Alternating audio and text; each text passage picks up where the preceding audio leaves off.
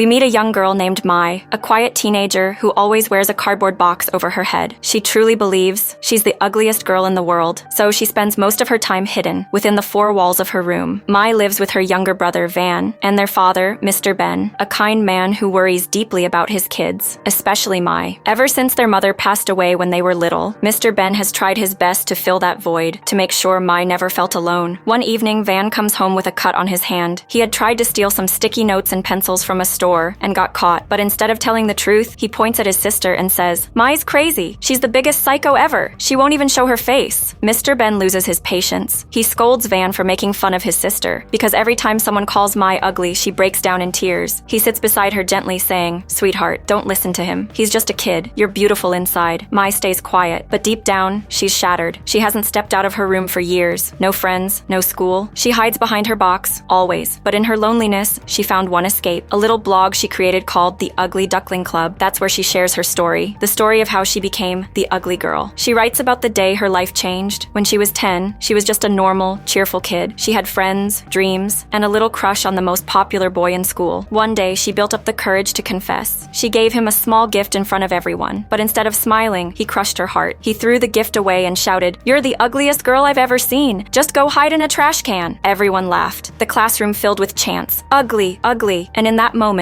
Mai's world shattered. She ran home crying, locked herself in her room and told her dad, "I'm never going back to school again." She smashed every mirror in her room because she couldn't bear to see her face. From that day, she continued her studies from home. One afternoon, while playing with a balloon, it flew out the window and got stuck in a tree. She stepped outside to get it, and a high school boy passing by smiled and said, "Hey, want me to help you?" Panicked, Mai covered her face with her hands. She thought he was just another person ready to laugh at her. She grabbed a shopping bag and hid behind it. And maybe that's when she realized, when her face was hidden, she actually felt safe. For the first time she could talk. She could even smile a little. From that day on, Mai never took off her box again. It became her shield, her only comfort. Through her blog, she shared everything. Her pain, her thoughts, her laughter. Because there, no one could see her face. Even her brother Van had never seen her without the box. He tried many times, but she always stopped him. Mai now lived in her own small world, a world behind the box. And though her father begged her, "Mai, step outside, see the world again," she would just shake her head. Maybe she wasn't just hiding her face anymore. Maybe she was hiding her heart. Mr. Ben couldn't bear seeing his daughter like this anymore. He went to a doctor, desperate, tired, and asked, "Doctor, my daughter hides her face all the time. Is this some kind of illness? Can it be cured?" The doctor looked at him kindly and said, "No, Mr. Ben, your daughter isn't sick. She's just suffering from a mental condition. She believes she's the ugliest girl in the world, and that fear has made her shut herself away. Many young people go through this nowadays," the doctor continued. "In Japan, they even have a name for it, hikikomori. It's when kids isolate themselves completely, feeling like they don't belong anywhere, and disappearing into silence for years. But your daughter's case isn't that serious," the doctor smiled. "At least she still talks to you. You just need to slowly bring her back into the world. Help her meet new people. Help her start living again." Mr. Ben sighed, his voice trembling. "But doctor, she never listens to me. Every time I tell her to go outside, she cries." The doctor looked at him seriously. "Then you may need to push her a little. If you don't, soon she might stop talking to you too. And then she'll be completely alone." That night, the three of them sat together for dinner. Mai still had the box over her head, even at the table. Mr. Ben finally lost his patience. "Mai, take that box off, right now," he said firmly. She stayed silent. He took a deep breath and said quietly, "There's something you need to hear. I have cancer." Mai and Van froze. Mr. Ben continued, "I don't know how much time I have left before I go. Mai, I want you to live your life. I want you to go to school with your brother." The kids stare at him in disbelief, thinking maybe he's joking, but his eyes tell the truth. Tears fill Mai's eyes. "I'm not going. I can't," she cries. But this time, Mr. Ben doesn't give in. "You're going, Mai." No more arguments. Van had never seen his dad this serious before. Mai, heartbroken and angry, screams, "You're the worst dad ever. I hate you." She runs to her room and collapses in tears. Her thoughts spiral. Tomorrow everyone will laugh at me. They'll look at my face and call me ugly again. The memories of that cruel boy from her childhood echo in her mind. Then, the door slowly opens. It's Van. He walks in holding a new box in his hands. He smiles softly and says, "Hey sis, maybe it's time for a new box. You can wear this one to school." Mai looks at him, speechless. After a moment, she nods quietly. She removes her old box, and for the first time, we finally see her face. She isn't ugly at all. She's beautiful, just hidden behind her pain. Together, Mai and Van decorate her new box. For the first time in years, she even smiles a little. The next morning, Mr. Ben drives them to school. Mai's heart races. She's terrified. To calm her down, Mr. Ben turns on a song, a soft tune that says, "Be brave enough to try something new. Tears roll down Mai's cheeks. Dad, I'm sorry, she whispers, for what I said yesterday. I know, you're just trying to help me. Mr. Ben smiles through his pain. Go on, sweetheart, you'll be fine. Mai steps out of the car slowly and walks toward the school gate. Mr. Ben stays in the car, tears falling from his eyes. Not because she hated him, but because for the first time, he'd been strong enough to help her heal. At school, Mai walks through the gate with her box on. Every eye turns toward her. Kids whisper, "Look, it's that box girl." Someone laughs. She's such a freak. Her hands shake. Her breathing quickens. It feels like her chest might burst. But then someone gently holds her hand. She turns and sees a boy wearing a helmet. He smiles and says, "Hey, don't be scared. I'm just like you. I don't show my face either." He holds out a small card and says, "My name's Minton." Mai steps back nervously, then turns and runs away. She bumps right into another student, the most popular boy in school, Zero. Zero and his friends surround her. They smirk and say, "Come on, box girl. Take it off. We want to see your face." Mai starts trembling. Minton steps forward, his voice filled with anger. "Leave her alone." He takes off his helmet, staring straight at Zero. Zero moves closer, their eyes lock. The air turns heavy with silence, thick with tension. Zero growls, "Minton, acting like a hero in front of this girl, huh? I'll deal with you outside school." Minton doesn't say a word. He just grabs Mai's hand and quietly leads her away. When Mai enters the classroom, the teacher looks at her kindly and says, "Mai, sweetheart, please take off your box. We'd all love to see your face." Mai's voice shakes as she answers, "Ma'am, I feel more comfortable keeping it on." The teacher smiles softly and says, "That's okay, Mai. If this makes you feel safe, you can wear it. And everyone else, respect her privacy." But the moment she leaves, whispers start spreading through the classroom. Giggles, snickers, low murmurs. "Look, it's Box Girl again. She won't show her face. She must be ugly." Mai says nothing. She quietly gathers her books and slips into the back row, hiding in the shadows. Minton watches from behind, his eyes a mix of anger and helplessness. Later, Mai goes to the cafeteria, searching for her brother, Van. He's nowhere to be seen. She sits alone at a corner table and slowly starts eating. Everyone's eyes are still on her. Some kids laugh, others whisper. Then, two boys from Zero's gang approach. They try to force her box off. The cafeteria watches in silence. No one steps in. Panicked, Mai clutches the box tightly and bolts from the room without eating. Outside, in the school garden, there's a swing.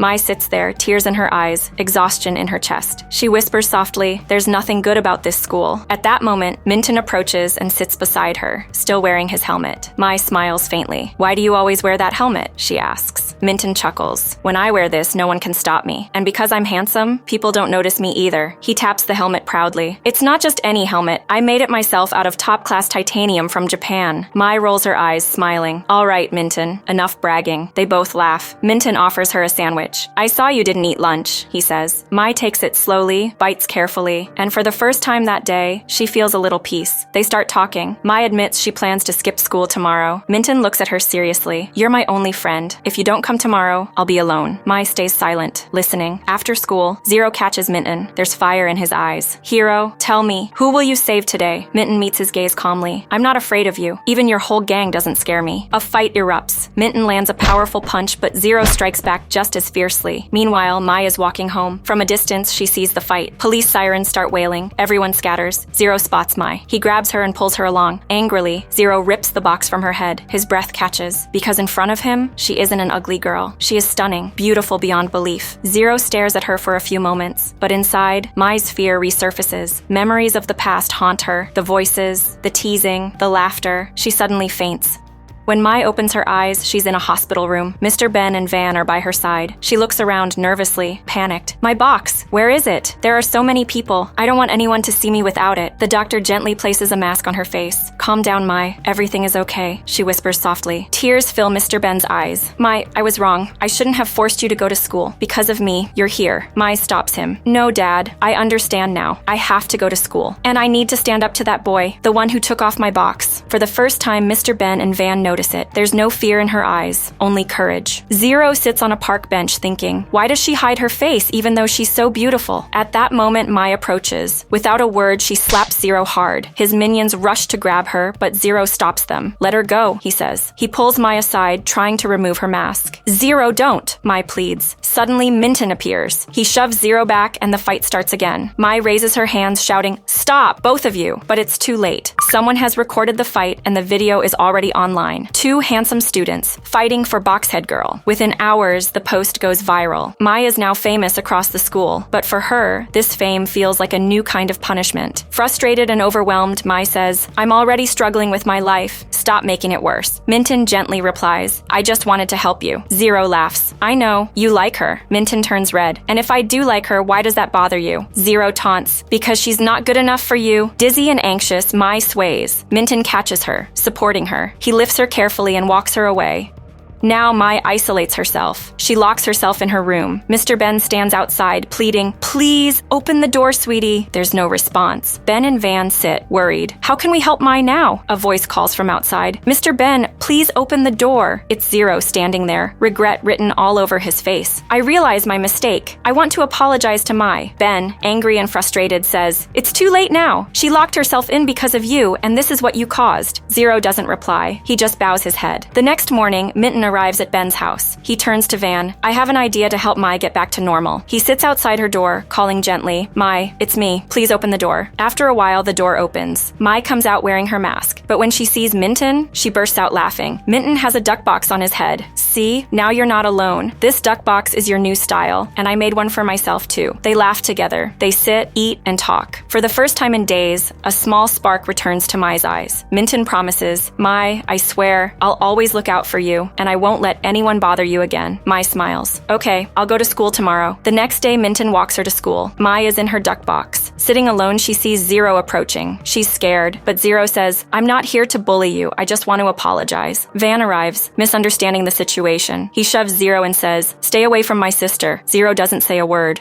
Mai sits in class quietly. Suddenly, a girl named Ozone approaches her. "Mai, I need your help. Zero keeps bullying everyone." He said, "Until you show your face, no one will have peace." Mai whispers softly, I can't do that." Ozone nods and walks away. Soon, more students come to her. "Mai, please, just show your face. Zero bothers us every day." Mai doesn't respond. Suddenly, a girl runs up shouting, "Mai, come quick. Zero is hurting your brother, Van." Mai races outside. She sees Zero's minions attacking Van. She yells, "Stop!" Everyone freezes. Mai looks at Zero. "Zero, please, stop all this. Why are you hurting everyone?" Zero smirks. "Because this is who I am, and this is how I'll stay." Then quietly, he says, "Mai, just once, take off your box. I want everyone to see your face. I promise. After today, I won't bother anyone again." Mai has no choice. All eyes are on her. Trembling, she slowly removes her box. And in that moment, the whole school seems to stop. Everyone stares, wide-eyed. No one says a word. They are stunned by her beauty. Tears stream down Mai's face. She runs into Minton's arms. "Everyone saw my face," she sobs. Minton strokes her hair gently. "Mai, you're not ugly. You are the most beautiful girl in the world." At home, Van smiles at her. "Sis, no one called you ugly. All your photos on social media, everyone just writes one word, beautiful." He adds, "Forget the thought that you're ugly, because the truth is, you've always been beautiful." Mai still can't believe it. Later, she enters her room and notices the window is open. A shadow moves in the dark. She gasps. Zero steps forward, holding her face gently. "Shh. Mai, don't be afraid. I'm not here to bother you. I just came to apologize. You're not ugly. You are the most beautiful girl in the world. I've never met anyone like you." And then he leaves. Mai slowly breathes, and her eyes fall on the old mirror she had hidden for years. She pulls it out, stands in front of it. For the first time in years, she sees herself. And in that moment, she realizes she is truly beautiful. Not just her face, but her heart too. The next day, Mai comes to school without her box. A new confidence shines on her face. She walks through the school gates. All the students look at her, but this time there's no laughter, only admiration. "Wow, she's so pretty. Is that really Mai?" Minton walks up smiling and says to everyone, "This is my friend, and she is the most beautiful girl in our school." Mai no longer needs to hide. No masks, no boxes. She is free. Free from fear, free from her past, and free from the lies she once believed about herself. If you loved Mai's journey, hit subscribe and join us for more amazing stories.